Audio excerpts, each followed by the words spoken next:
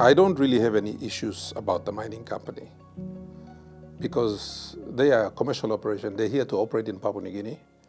And I believe they and all foreign companies that operate in Papua New Guinea need to operate by a set of standards.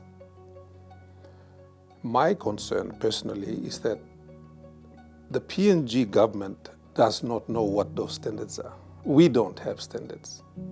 So how do you assess what the company is saying against the lack of standards in Papua New Guinea? And I think this is the issue that most Papua New Guineans, especially Sepiks, have with it. Like, what is the standard that they, the standard of safety that they are going to aspire to? Is it a global standard? If so, what is that standard? Given that Papua New Guinea has no standards. Or if we do have standards, nobody actually polices our standards. Okay, so the issue arises, in my view. My personal view is like this. The PNG government, which is very keen on pushing this mine forward, given all the serious cash flow problems and all the outstanding loans that the government has racked up over the last, 15 years. We have significant loans, and there are even significant, much more greater loans that are not part of our official debt. So I can understand why government is really keen to push this mine off the ground. And given that situation, I think it is incumbent on the PNG government to not depend on what the company is doing. It should do its own independent assessment.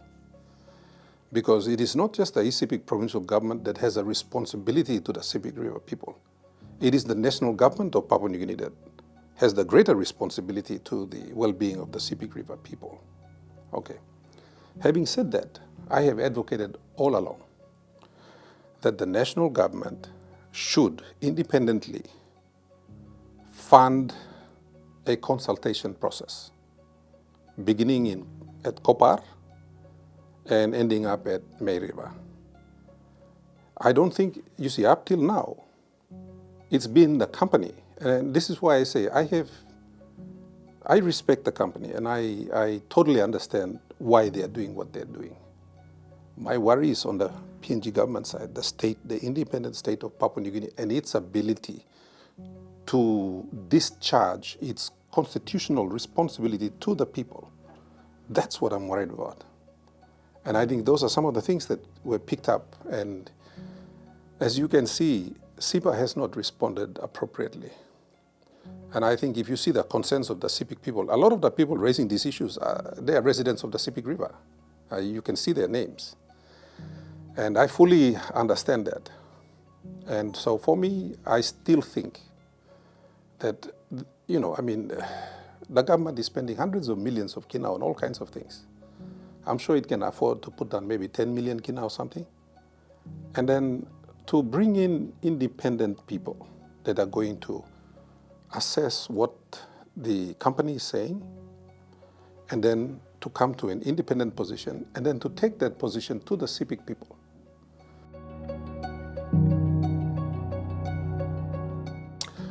Well, there was an environmental impact study done by the company, and that was made available, I think, around 2019. So a copy was given to the Sepik provincial government. And because we did not have the technical expertise to assess the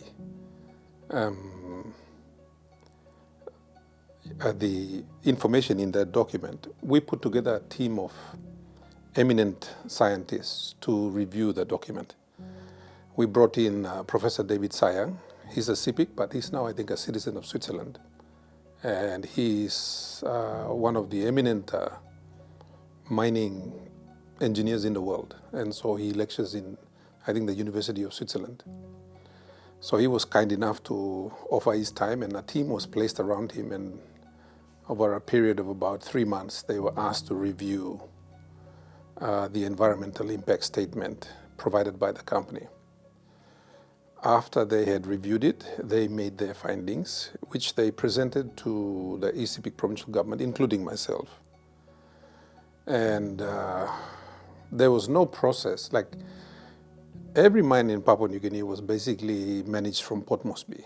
There is no process to engage the different stakeholders except during the discussions for benefits. So the benefit sharings after, the agreement for mining had been approved by government. So that's usually the process. But for us in Sepik, I felt that, well, first of all, the Constitution guarantees the rights of our people, all Papua New Guineans.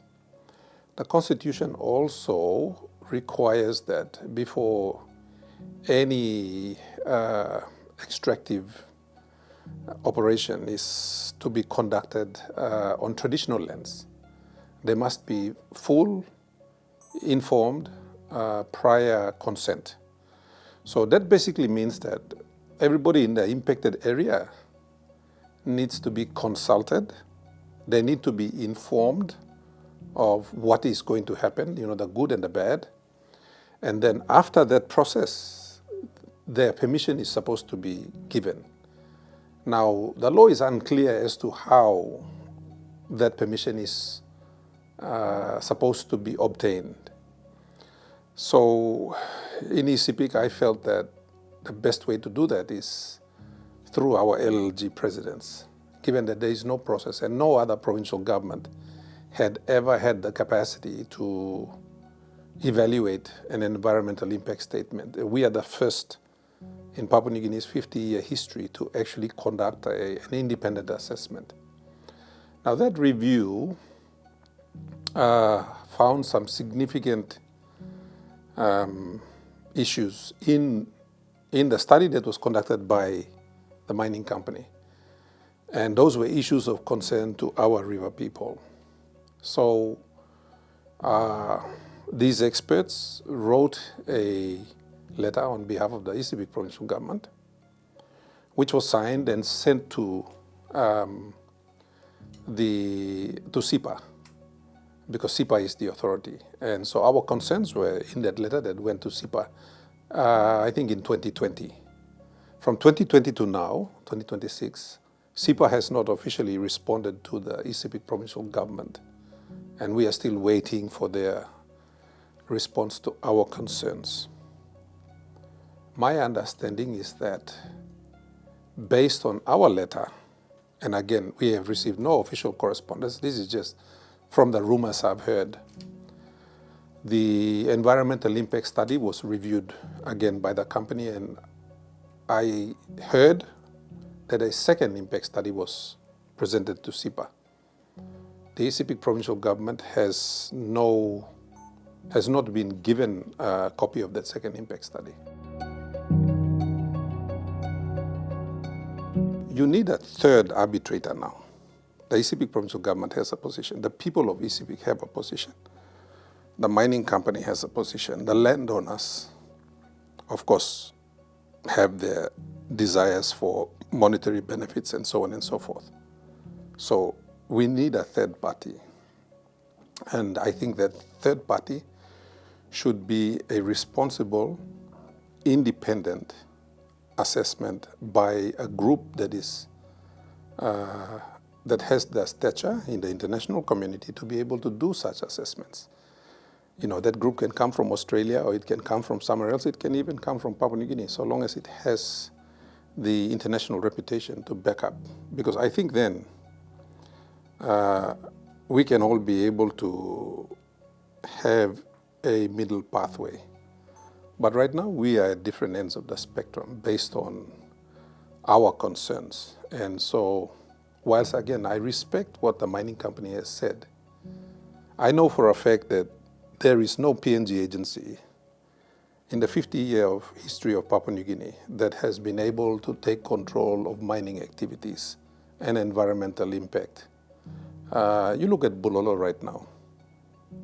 As a case in point, all of these small-scale miners ripping up the riverbed in Wau and Bulolo right now.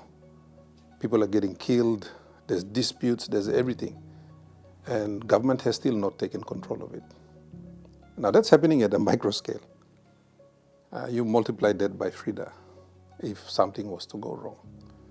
So my role, I believe, is to be a voice of reason, because I know how violent Sepiks can get, and I don't want that, because I'm a Sepik myself. I also think that we are intelligent people, and so I want things to be done properly in a reputable process, a process that is transparent, and a process that everybody can trust, particularly the Sepik River people. You see, my role is, I'm not the boss of the Sepik people. I'm the voice of the Sepik people. So if the majority of the Sepik people say no to something, it is my responsibility to also say no. I can't make up my own mind because I don't speak for myself. I speak for the Sepik people. And so if the Sepik people say yes, I am not going to say no. But if they say no, I can't say yes. So I'm asking for everyone to be reasonable, and I don't think there's any rush to anything. And I'm asking the national government to also exercise some responsibility in this matter. There are about 49 villages all along the Sepik River, I think. And if they agree, that's the first condition. If they agree that mining should proceed, then we have to discuss the issue of, okay, what are the safeguards? And when that happens, then I think that's time for another discussion. The safeguards should be what happens if the dam fails. Because you have to remember, the dam is going to be built on the Frieda fault line. Now, if you remember, just around COVID, we had a major earthquake in Sepik, and a number of people lost their lives. That earthquake occurred right at the spot where the dam is proposed to be built. So it's an active fault line. I'm not sure about the robustness of the engineering that's going to go into that dam to ensure that it's not going to collapse in the event of another 6 or 7 scale earthquake. And they've got to demonstrate that. And what if it does collapse? What then? Because if it does collapse, and we've seen dams collapse in South America and other places where all of that material goes, downstream. So, as I said, first things first. Before we discuss safeguards, before we discuss compensation, before we discuss any of that, you need the free, prior, informed consent of the Sepik River people. Get that first, then I think we can talk about other things. Where are the documents that show that this process has taken place? I mean, where are the sign-offs? Okay, people have been having meetings up and down, but where's the formal process where people have actually signed up and say, I agree? I think someone needs to show that process. I wanted that process 6 years ago. I asked for the process. I tried to fund it myself. But of course, Sepik is not one of the richer provinces. And when the national government cuts your budget consistently every year, well, obviously we cannot fund things like that. It's a luxury we can't afford. So someone needs to fund that process. So beyond just having a task force and all those kinds of things, you need Sepik River people, the people that actually live on the riverbank, that fish in it, that wash in it, that drink that water. You need them to sign off and say yes. That's what I'm saying. We must get the consent of the Sepik River people, not the people from Wasara, not the people from Baprik, Dragikia, Yanguru, Sasoya, inland Engoram, Wiwek. We've got to get the consent of the people of Marianbeg, Keram, Yuat, Karawari, Gawi, and then Tunap Hanston, Ambunti. These are the people who are going to be greatly affected. So their voices need to be heard. And for me, I represent those voices now. But in order to accurately capture those voices, it needs to be done on the ground. The government passed or approved a policy. It's called the Strategy for Responsible Sustainable Development. In that policy, it adopts a range of principles for development, for sustainable development. Principle number 16, and again, this is government policy. It's been adopted. It's not just some document that somebody wrote and put somewhere else. Principle number 16 talks about the precautionary principle. What is the precautionary principle? The precautionary principle is that if you are not sure of something, you should not do it. For me, I am not 100% certain, personally, that the Sepik River will be safe. And so I am taking a precautionary approach, and I think the Sepik provincial government is taking a precautionary approach. We don't want to make a mistake. Because if we make a mistake, there are 100,000 people along the Sepik River whose livelihoods are going to be seriously affected. And so my concern remains the livelihood of the Sepik River people. And we had a provincial assembly meeting and considered all of these things. And the Sepik Provincial Assembly passed a resolution which was written and signed and sent to the government. We are the first provincial government to do that in the history of Papua New Guinea. So I think we have followed the process to try to do things properly. And you have to remember, environmental powers and mining powers are national government powers. They are not provincial government powers. Provincial governments are just bystanders when it comes to mining operations. We are not active participants. So for the Sepik provincial government to choose to become a part of this, to ensure that our people's interests are cared for, we had to go above and beyond our mandated responsibilities to do that. And I think we are doing it as a responsible government, and we are doing it because our people are likely to be affected. And again, this is a democracy. And, the principles of democracy require that we are transparent about the way we do our business, and that we have mechanisms in place should complaints arise or should disputes arise. And right now I'm saying those mechanisms are non-existent.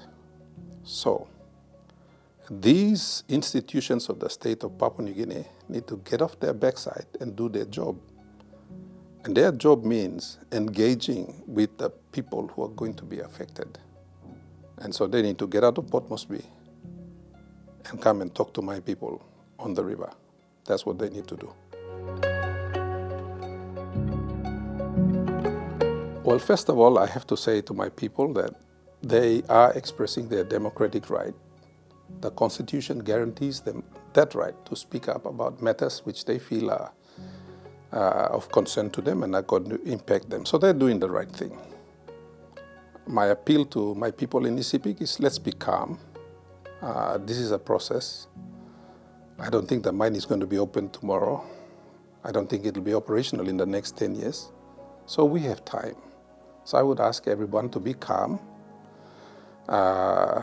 And their concerns are noted. It's not like the Sepik provincial government has been asleep on this matter. We've been active as far as we can with the resources that we have, and we think we still have a voice, and we think we can speak up. So I think it is good that this discussion is now taking place. The stand we take should not result in violence. I think we should, we are smart enough. Sepik people are smart people. There are avenues we can take if we feel that our concerns are not adequately responded to by state agencies. And I say again, our issue is not with the mining company. Our issue is with our state agencies that have so far failed in discharging their responsibility to our people. So it is up to us to hold those national government entities to account. And that's what we have to do, and we have to do so without violence, and we have to do so intelligently. So I think that's my message to my people of Sepik. You plabelisi. This is start belong, I mean no finish belong. The finish is a long way away. So we just have to keep our heads about us, do this intelligently, and I think if we adopt that approach, we should arrive at an outcome that is a win-win for everybody.